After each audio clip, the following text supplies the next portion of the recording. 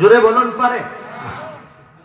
আরো সহজে বুঝবেন, বাচ্চা হারুনুর রশিদ উনি একজন খাদেমকে রাখছে যে প্রত্যেক দিন আমি ঘুমানোর সময় রাতের বেলায় আমাকে 1 কেজি দুধ জাল দিয়ে আইনা দিবা, আমি খায়া ঘুমাবো।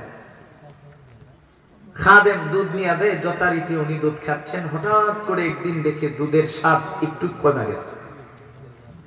এই স্বাদ কমলো কেন, এটাকে খোঁজার জন্য একজন লোক নিয়োগ দিছে।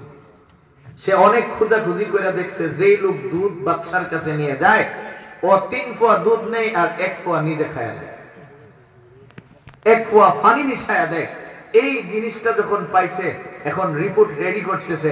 এমন সময় পরে গিয়া জিজ্ঞেস করছে, এই মিয়া, তোমার ব্যাপারে আমি কিন্তু বাদশার কাছে রিপোর্ট দেবো, তুমি যেই কাম শুরু করছো দুধ খাও কেন?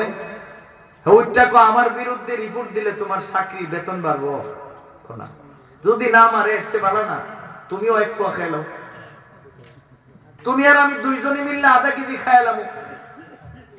এবার ও বলতেছে, আরে মিয়া, তোমার 1 ফোয়া কমার কারণে আমারে নিয়োগ দিছে, আর আধা কেজির স্বাদ যদি কমা যায় তাহলে তো আরেকজন নিয়োগ দিব। এটা আমি বুঝুন, তোমার টেনশনের দরকার নাই। এখন তুমি আমার দলে আসো কিনা এটা বলো।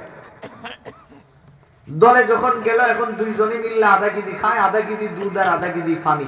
বলুন তো স্বাদ আগের চেয়ে বাড়ছে না কমছে?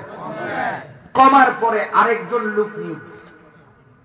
এবার 3 বাটফারে মিললা 3 ফোয়া পানি দুধ খাইছে, আর 1 ফোয়া দুধের সাথে 3 ফোয়া পানি মিশাইছে।